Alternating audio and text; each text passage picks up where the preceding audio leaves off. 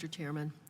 Mr. Stumo and Nadia, it's great to see you here again. Thank you for giving me time to speak with you and to talk about how we honor your daughter Samya's memory with action, because that's what we need to do.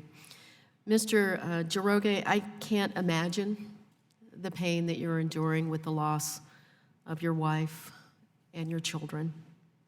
But thank you for finding the strength to testify here today. I want to continue focusing on what more we can do to develop those robust post-market, after these planes are out and they're bucking like broncos, as my colleague said, what more we can do to make sure that we have a robust system for identifying these red flags before crashes occur. I keep wondering how an industry fundamentally rooted in safety can lack robust mandatory reporting requirements by manufacturers, pilots, mechanics, etc. In the last hearing, I asked about the Aviation Safety Action Program and the Flight Operations Quality Assurance, and whether these operational reporting schemes were catching the mechanical malfunctions or red flags in this country. I also have wondered how Boeing could not be required by law to compile and publish near-miss malfunctions.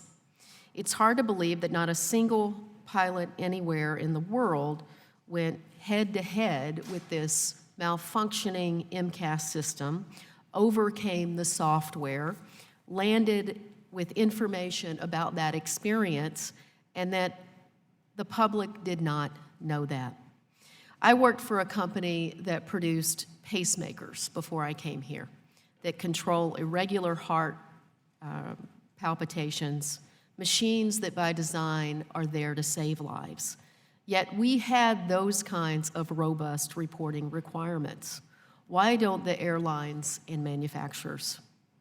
Mr. Jaroge and Mr. Stumo, you testified in support of the FAA creating a system that would require manufacturers, airlines, pilots, and others to develop this kind of early warning system.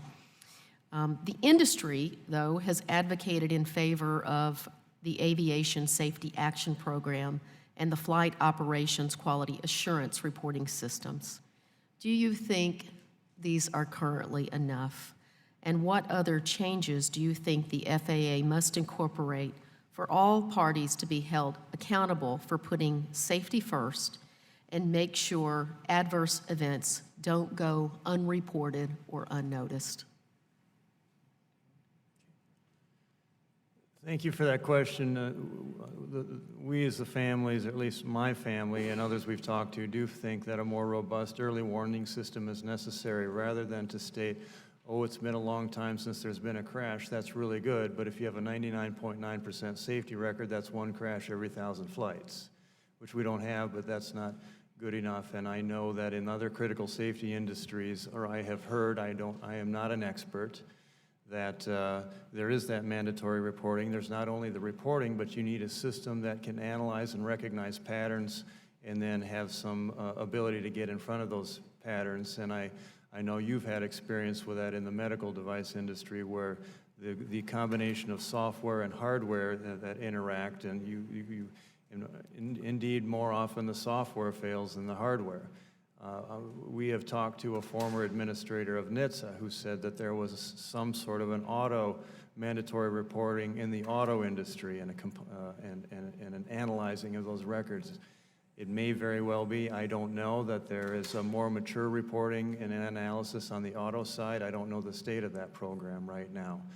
But there's a lot of information to collect besides GPS data and where these planes are on these functions. And for us, we wish the FAA had gotten ahead of it and not. I'm sure they're doing their job as best they can, but to get ahead of it, and like it was said, that it was Mr. DeFazio said, we now have 346 tombstones. If it's a tombstone agency, let's make some changes, and that's part of it. Thank you, Mr. Jaroge. Do you have anything to add? Not at the moment. Thank you. Thank you. Mr. Chairman, I yield back. Mr.